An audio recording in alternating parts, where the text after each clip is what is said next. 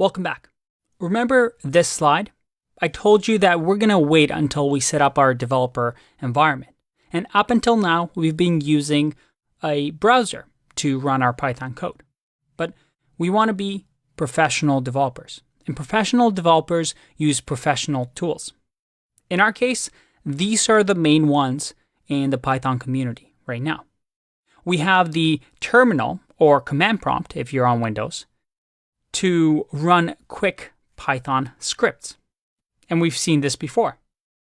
I can go into my terminal, type in Python or Python 3, make sure that we have that version. And then in here, I can just write any Python script that I want.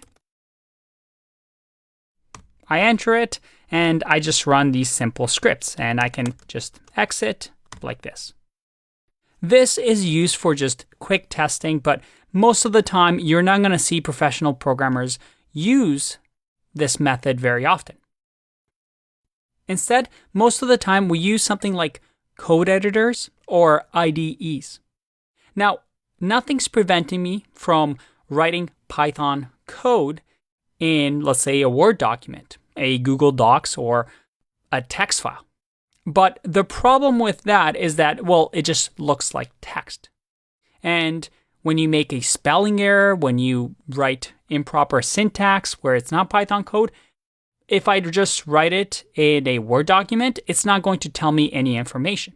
A professional developer needs some extra tools that code editors and IDEs provide that help us be more efficient with our code. And we're going to be exploring that over the next couple of videos. But what is a code editor and an IDE, and what's the difference?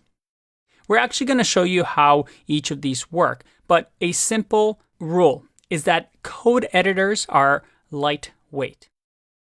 They give you some really nice features like auto-completion, linting, which we're going to talk about, while IDEs are full-fledged environments. That is, they provide a ton of extra stuff in order for us to just write really good code.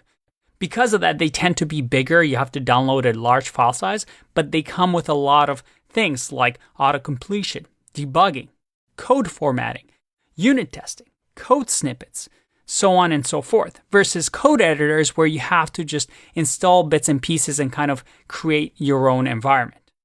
But enough talk, let's actually install some of these, and don't worry, at the end, we'll also introduce you to this idea of a Jupyter notebook, which is one of my favorites.